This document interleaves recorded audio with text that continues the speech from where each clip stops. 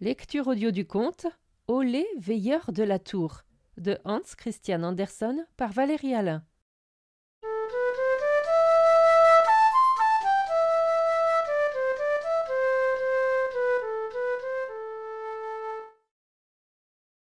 Dans le monde, ça monte et ça descend et ça monte. Je ne peux parvenir plus haut, disait Olé, veilleur de la tour. Monter et descendre et monter, la plupart des gens doivent en passer par là. Au fond, nous sommes tous des veilleurs de tour. Il faut voir la vie et les choses de haut. Ainsi parlait Olé de la tour, mon ami le vieux veilleur, garçon amusant et bavard, qui avait l'air de tout dire et pourtant gardait bien des choses, gravement, au fond de son cœur. Il était, disait-on, de bonne famille, fils d'un conseiller des conférences, où il aurait pu l'être. Il avait étudié, avait été instituteur adjoint, sacristain auxiliaire, mais à quoi bon tout cela? Lorsqu'il habitait chez le sacristain, il devait avoir tout gratuitement dans la maison. Il était encore jeune et beau, comme on dit. Il voulait avoir ses chaussures cirées au cirage brillant, mais le sacristain ne voulait donner que du cirage gras, et là-dessus ils en vinrent à se disputer. L'un parlait d'avarice, l'autre de frivolité. Le cirage devint le terrain de l'inimité, et ils se séparèrent. Mais ce qu'il demandait au sacristain, il le demandait aussi au monde, le cirage brillant, et il n'eut jamais que le cirage gras. Il s'éloigna de tout et se fit ermite. Mais un ermitage et un gagne-pain au milieu d'une grande ville ne se trouvent qu'à la tour de l'église. C'est là qu'il monta et fuma sa pipe dans sa promenade solitaire. Il regardait en bas, il regardait en l'air, réfléchissait, et il parlait à sa manière de ce qu'il avait vu et de ce qu'il n'avait pas vu, de ce qu'il lisait dans les livres et en lui-même. Je lui prêtais souvent de quoi lire, de bons livres, et l'on se révèle par ses fréquentations. Il n'aimait pas les romans anglais de gouvernante, disait-il, ni les romans français non plus, qui étaient tramés de courants d'air et de tiges de rosier. Non, il voulait avoir des biographies et des livres sur les merveilles de la nature. J'allais le voir au moins une fois l'an, d'habitude tout de suite après le jour de l'an. Il lui venait toujours à l'esprit à ce moment-là tel ou tel rapprochement à propos du changement d'année. Je raconterai de visites et rapporterai ses propres paroles autant que possible. Première visite. Parmi les livres que j'avais prêtés à Olé en dernier lieu, un ouvrage sur les galets l'avait surtout satisfait et amusé. Oui, ce sont de vraies antiquités, ces galets, dit-il, et l'on passe devant eux sans y penser. C'est ce que j'ai fait moi-même dans les champs et sur la côte, et l'on en trouve en quantité. On y marche sur les pierres à pavés, ces vestiges de temps les plus anciens. Je l'ai fait moi-même. Toute pierre à pavé est désormais mon profond secret. Merci pour ce livre. Il a occupé mon esprit, en a écarté de vieilles idées et d'habitudes. Il m'a donné un vif désir de faire d'autres lectures de ce genre. Le roman de la Terre est tout de même le plus admirable de tous les romans. C'est dommage seulement qu'on n'en puisse pas lire les premières parties, parce qu'elles sont rédigées dans une langue que nous n'avons pas apprise. Il faut lire dans les couches terrestres, dans les cailloux, dans tous les âges de la Terre, et les personnages de l'action ne paraissent qu'à la 6e partie. Monsieur Adam et Madame Ève, c'est un peu tard pour beaucoup de lecteurs. Ils veulent les avoir tout de suite. Moi, ça m'est égal. C'est un roman tout ce qu'il y a de plus merveilleux, et nous y figurons tous. Nous grouillons et grattons toujours au même endroit, mais la boule tourne sans renverser l'océan sur nous. L'écorce où nous marchons tient, nous ne passons pas au travers, et c'est une histoire de millions d'années d'une marche continue. Merci pour ce livre sur les galets. Voilà des gaillards. Ils savent raconter quelque chose, quand ils le savent. N'est-ce pas agréable de devenir comme ça, de temps en temps, un zéro, quand on se tient aussi haut que moi, et de se rappeler que tous, même ceux qui ont du cirage brillant, nous ne sommes que des fourmis d'une minute sur cette motte qu'est la terre. Même si nous sommes des fourmis décorées, des fourmis qui ont grand train et au siège? On devient tout confus de sa jeunesse à côté de ces vénérables galets vieux de millions d'années. Je lisais ce livre le dernier soir de l'année, et j'y étais absorbé à tel point que j'ai oublié mon plaisir habituel de cette nuit-là, qui est de regarder la chasse nocturne vers Amaguerre. Bon, vous ne la connaissez sans doute pas. La course des sorcières sur un manche à balai est bien connue. Elle a lieu la nuit de la Saint-Jean et va au diable. Mais nous avons aussi l'armée sauvage. Elle est de chez nous et de notre temps et se dirige vers Amaguerre. Tous les mauvais poètes, poétesses, ménétriers et journalistes, tout le monde des artistes qui ne valent rien s'en vont à cheval vers Amaguerre, à travers l'air, la nuit du Nouvel An. Ils sont à califourchon sur leur crayon ou leur plume d'oie. La plume d'acier ne peut pas les porter. Elle est trop raide. Je vois cela, dis-je, toutes les nuits de Nouvel An. Je pourrais appeler la plupart d'entre eux par leur nom, mais ce n'est pas la peine de se brouiller avec eux. Ils n'aiment pas que les gens connaissent leur course d'Amaguerre sur leur plume d'oie. J'ai une sorte de nièce qui est femme de pêcheur et fournit d'injures 3 jours nos estimes, dit-elle. Elle-même a été là-bas en invitée, on l'y a portée. Elle n'a pas elle-même de plume d'oie et ne sait pas monter à cheval. Elle a raconté ce voyage. La moitié de ce qu'elle dit est faux, mais l'autre moitié est déjà suffisante. Lorsqu'elle était là-bas, on s'est mis à chanter. Chaque invité avait écrit une chanson. Et chacun la chantait, car elle était la meilleure. C'était tout un. C'était la même mélodie. Puis ils se sont formés par petits groupes de camarades, ce qui n'opère que pour leur caquet. Il y avait des carillons qui chantent à tour de rôle, et les petits tambours qui battent en troupe.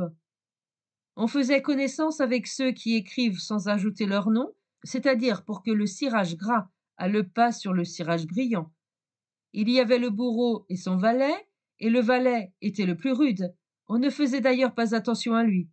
Il y avait le bon boueux qui renverse la poubelle et la trouve bonne, très bonne, excellente. Au milieu de tout ce plaisir jaillit une tige, un arbre, une énorme fleur, un grand champignon, tout un toit. C'était le mât de cocagne de l'honorable compagnie, et il portait tout ce qu'elle avait donné au monde au cours de l'année écoulée. Il en partait des étincelles fortes comme des flammes. C'étaient toutes les idées et pensées empruntées dont il s'était servi, et qui maintenant se détachaient et fusaient comme un feu d'artifice. On joua à Ça brûle, et les poétereaux jouèrent à Le cœur brûle. Ceux qui avaient de l'esprit faisaient des calembours, c'était bien le moins. Les mots d'esprit résonnaient comme si l'on eût frappé des pots vides contre les portes et frappé les pots avec de la cendre de tourbe. C'était tout à fait amusant, disait la nièce. À vrai dire, elle en disait encore beaucoup plus, qui était fort malveillant, mais drôle. Je ne le répète pas. Il faut être braves gens, non ennuyeux raisonneurs.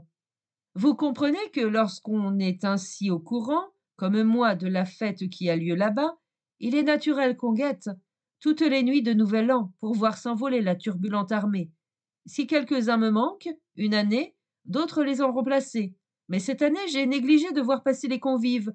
Je roulais loin d'eux sur les cailloux. Je roulais à travers des millions d'années, et je voyais dégringoler les pierres détachées là-haut dans les pays du Nord. Je les voyais descendre sur des blocs de glace longtemps avant que l'arche de Noé fût charpentée. Je les voyais couler à fond et remonter sur une barre de sable. Cette barre qui surgit hors de l'eau et dit « Ceci sera Cieland !» Je les vis devenir habitacles d'oiseaux dont nous ne connaissons pas les espèces, de chefs sauvages que nous ne connaissons pas non plus, jusqu'au moment où le couteau a tracé des signes runiques dans la peau d'un couple qui put alors entrer dans l'histoire. Mais moi j'en étais sorti, j'étais devenu zéro. Et 3 ou 4 étoiles filantes tombèrent, elles brillèrent. Mes idées suivirent un autre cours. Vous savez ce que c'est qu'une étoile filante? Les savants, d'ailleurs, n'en savent rien. J'ai mes idées à leur sujet, et voici celles dont je pars. Combien de remerciements et de bénédictions s'adressent en secret à quiconque a accompli quelque chose de beau et de bien. Le remerciement est souvent muet, mais il n'est pas perdu.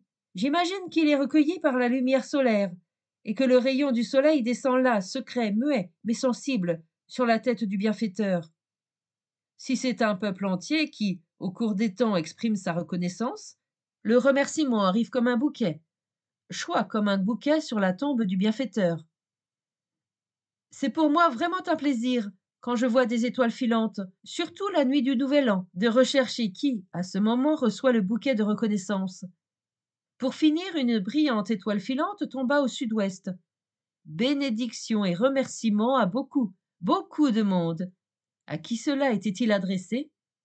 Elle était sûrement tombée, pensais-je, sur la falaise du fjord de Flensborg, où le Dannebrog flotte sur les tombes de Schleppergrell, de Laosse et de leurs camarades. Une est tombée en pleine campagne, à Soreux, bouquet sur le cercueil de Holberg, en remerciement d'une foule de gens pour ces superbes comédies. C'est une grande, une heureuse pensée de savoir qu'une étoile filante choit sur notre tombe. Elle ne le fera pas sur la mienne. Aucun rayon de soleil ne viendra me remercier, car il n'y a rien qui vaille un remerciement. Je n'obtiendrai pas le cirage brillant, dit Olé. Mon sort dans le monde est d'avoir le cirage gras. Deuxième visite.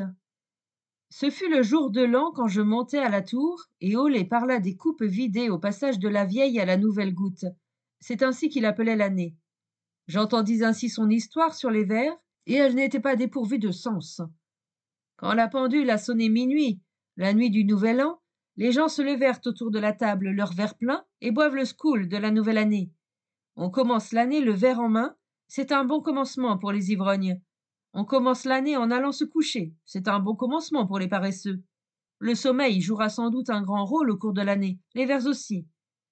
Savez-vous ce qu'il y a dans les vers demanda-t-il. Non. Il y a de la santé, de la joie et de la gaieté folle. Il y a du chagrin et l'âpre malheur. Si je compte les vers, je compte naturellement les degrés atteints. Avec le vers par les différentes gens. Voyez-vous, le premier vers, c'est le vers de la santé. C'est en lui que pousse la plante de la santé. Accrochez-la sous la solive, et à la fin de l'année, vous pourrez être à l'aise sous la tonnelle de la santé. Si vous prenez le second vers, oh, de lui s'envole un petit oiseau qui gazouille dans la joie innocente, et l'homme l'écoute et chante peut-être avec lui. La vie est belle. Nous ne voulons pas porter l'oreille basse. Hardi, en avant. Du troisième vers monte un petit gaillard ailé, qu'on peut bien appeler un ange enfant, car il a du sang de Nyx et un caractère de Nyx, non pour taquiner, mais pour plaisanter. Il se met derrière notre oreille et nous chuchote une idée drôle. Il s'installe au creux de l'estomac et le réchauffe. Et l'on en devient folâtre. On devient une bonne tête au jugement des autres têtes. Dans le quatrième vers, il n'y a ni plante, ni oiseau, ni petit gaillard. Il y a la limite du savoir. Il ne faut jamais aller au-delà de cette limite. Si l'on prend le cinquième vers, on pleure sur soi-même, on éprouve une agréable émotion intime. Ou bien ça éclate autrement. Du vers bondit avec fracas le prince Carnaval, babillard et jovial. Il vous entraîne, vous perdez votre dignité, si vous en avez. Vous oubliez plus qu'il ne convient. Tout est danse, chant et bruit, les masques vous tirent, les filles du diable, vêtues de gaze et de soie, viennent, cheveux dénoués, corps ravissants. Délivrez-vous, si vous pouvez. Le sixième vers. Oh, dans celui-là se tient Satan lui-même, petit homme bien habillé, beau parleur, séduisant, très agréable, qui vous comprend parfaitement, vous donne raison en tout, et votre moi tout entier. Il vient avec une lanterne pour vous amener à ce qu'il veut. Il y a une vieille légende à propos d'un saint qui devait choisir un des 7 péchés capitaux. Il choisit celui qui lui parut le moins grave, l'ivrognerie, et avec celui-là il commit les 6 autres péchés. L'homme et le diable mêlent leur sang, c'est là le sixième vers, et alors tous les mauvais germes se développent en nous.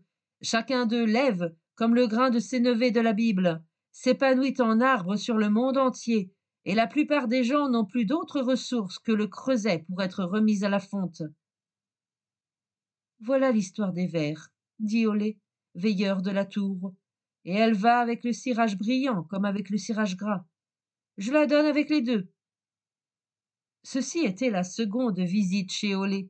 Si vous voulez en entendre d'autres, il faut que les visites soient. À suivre.